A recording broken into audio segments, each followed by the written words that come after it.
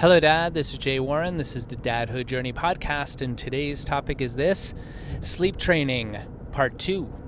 Let's do it.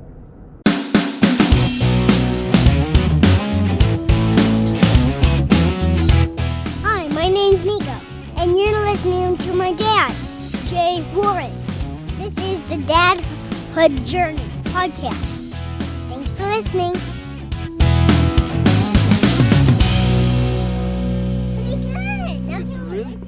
Yep. All right, Dad. So on the last episode, I was thinking I was going to do just one episode on sleep training, but I got involved in telling you about newborn sleep habits, infant sleep habits, baby sleep habits, toddler sleep habits that you could take advantage of and you could educate yourself about as a new dad to prevent the problems that I'm having with sleeping with Niko and his habits that we set up with him that are not as ideal. So so take advantage. Jen Varela, sugarnightnight.com is the name of her company. She's a gentle sleep coach that I'm working with. It's not cry it out method. It's gentle sleep measures. Anyway, she's great. So this is a situation with Niko. He's 5 years old, and this is the problem that we're having and we're trying to solve. One is with our bedtime routines, he's good. We do books. We turn out the lights. He falls asleep relatively quickly. We got his bedtime dialed in, so we know kind of when he's tired there. He falls asleep, no problem. But he wakes up many, many, many times a night and comes into my bed, and either I was letting him sleep in bed with me and we would fall back asleep and things were okay. But now that he's getting older, he needs to stay in his own bed. So he would wake up, I put him back into bed. He'd wake up again a couple hours later, put him back into bed. An hour later, he'd wake up, like back and forth. And he wouldn't really wake up completely, but awake enough that sometimes it took a number of minutes, if not me laying back in bed with him to help him fall back asleep. So also, the other thing that's happening is we would love for him to get up at 6:30 in the morning. He typically wakes up at 6, maybe even earlier. And at the time of this recording, daylight savings just changed, so that made everything wonky. He rode out that pretty quick, but daylight savings time, man, that is just, I think it's just there to torture parents, because it's only parents that are complaining. They're not complaining. People aren't complaining. Or they are complaining about, like, it gets dark too early or whatever, but for parents are like, oh my God, the kid's schedule's totally off, and I'm going nuts. So going back to Niko's sleep stuff. So I've been consulting with Jen Varela. She's a sleep coach. She's given me a plan on how to help it out, and it's working. I started 2 nights ago, and the first night was better than it had been, and last night was really stellar. And this is what we're doing. So as I said in the last episode, the bad habits that we've set up is for Niko falling asleep and staying asleep throughout the night. He's dependent on, 1, my presence, and 2, my touch. So he's used to me laying in bed with him, number 1. And so when he wakes up in the middle of the night, as kids do, he stirs and he rolls around and he realizes, oh, Dad's not here, something's off, I'm going to go find him. And then 2, he's used to touch, meaning I'm laying next to him. We don't do like a big thing of like have to do back rubs and like a body scan. I mean, there's been times where I do this like body relaxation thing, kind of holding his hands on different parts and breathing to help him relax, but he's not really dependent on doing that to fall asleep, just sometimes when he's really wound. But me laying next to him, like shoulder to shoulder, is a crutch, so that when he wakes up in the middle of the night, he wants that as well. So when I bring him back to bed, it isn't just, okay, Dad's here, he wants me laying next to him in bed. So the way that we're breaking that is eventually to get him so he can fall asleep in bed on his own and stay asleep or stay in his bed. Whether he stays asleep the whole time is another question, but stays in his own bed all night long, and he wakes up at a certain time, and if he wakes up before then, he stays in his own room, plays, hangs out, whatever it is. And we have a little sleep clock that has a red light, green light thing, like a traffic light, where you set the alarm, you set the time, and at night, you set that button and a red light turns on. And the thing that we say with him is, if the light is red, stay in bed. And if the light is green, it means you can get up and come get us. So at the specified time, like say at 6:30, the light turns green. It has an alarm that could wake him up, but I don't want to do that. It just turns green. So if he wakes up after, say, 6:30, he sees the light's green, he can come on out. All right? So that's the morning thing, but back up to bedtime. So the method she's talking about is called the shuffle. And so to transfer his dependence on presence of me laying in bed with him, what we're doing is eventually with reading books, I'll read books in bed with him, and then I'm going to, once lights are out, I get out of bed and I'm going to sit in a chair next to the bed.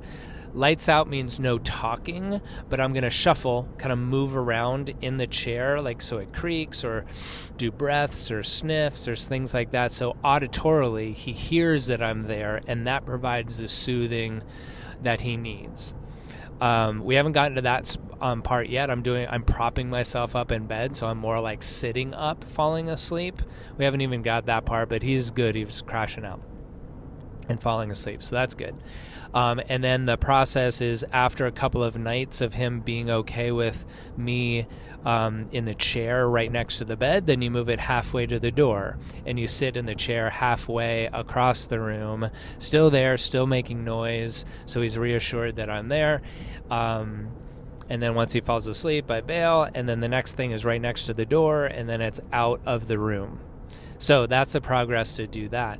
But, and this is the intensive part, is the sleeping through the night and staying in his own bed. So when Jen suggested this to me, I immediately said, wait, this is going backwards. And she said, all right, what you're doing is you're pushing in to get out, meaning you're going to go more intensively for a short period of time so that it breaks the habit, so you can, quote, get out, meaning you can get out of the room. And what I'm doing is I'm sleeping on the floor in his room all night long. So he has a bunk bed. I'm pulling the mattress. After he falls asleep, I pull the mattress off and I put it on the floor, and I'm sleeping in his room on his floor. And the strategy is this. So I'm sleeping on the bed. He wakes on the floor. He wakes up in his bottom bunk. He senses that I'm not there because he's dependent on my presence and feeling me, but then he looks and he sees me on the floor sleeping there, and that's going to give him the reassurance that he needs to be able to fall back asleep. The rules are he's not allowed to come into my bed, because then it's just the same thing. It's just I'm not in my own bed. I'm in a mattress on the floor. That's counterproductive. And I'm not allowed to go into his bed to cuddle or help him to sleep, because then it's just reproducing the same thing. So he's 5. We're able to talk about these kind of things. We do role playing in that, okay, like I'm away, like you just woke up, you look at me, and now what do? Oh, I go back to sleep and I roll over, Daddy. Like, cool. So this is how it's gone. So the first night I did it was 2 nights ago. Fell asleep just fine. A couple hours later, I'm ready to go to sleep. I put the mattress down. I fall asleep. He woke up in the middle of the night at 1 a.m.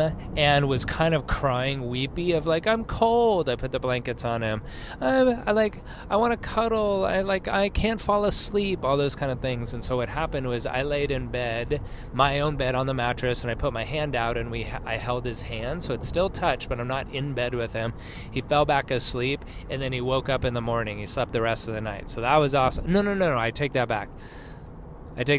So at 1 a.m, he was crying and everything wasn't happening. I got into bed with him, and he fell asleep that way.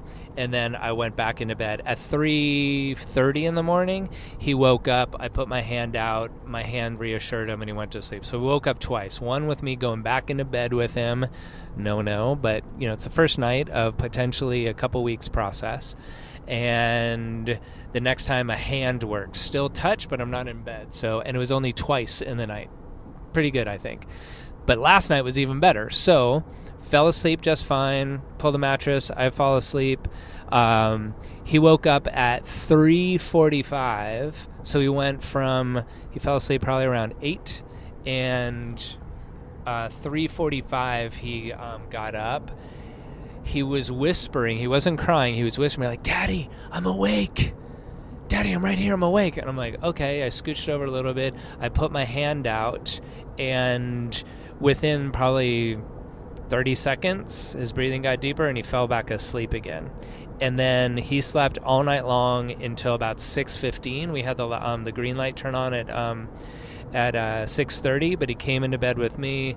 We just kind of talked, played, have to stay in bed because the light is red, that type of thing. And it worked, and we got up. So we're making progress. I'm curious to see what happens tonight, whether we get longer stretches where it actually works, that the presence of me in the room is what satisfies him. And then after a number of nights, I think she said 3, I have to go back to my notes, 3 nights of me not waking up at all by him because he's like looking for my reassurance that he's there, then I can come out of the room, and then we see how that goes. So I'm stoked. It's starting to work. So again, if you can get educated about not creating bad habits in the first place, do that. Look at her stuff, and then I'll keep you posted on what's going on with Niko and see if we can get some more sleep for all of us. So the next time, take good care of yourself, take good care of your families, and we'll connect on the next episode. I hope you enjoyed that episode. You can hang out with other dads in our Facebook group. Just go to Facebook, search for the Dadhood Journey, and apply to get in. See you there, and see you on the next episode. Thanks for listening. Bye. Perfect. Here we go, Dan.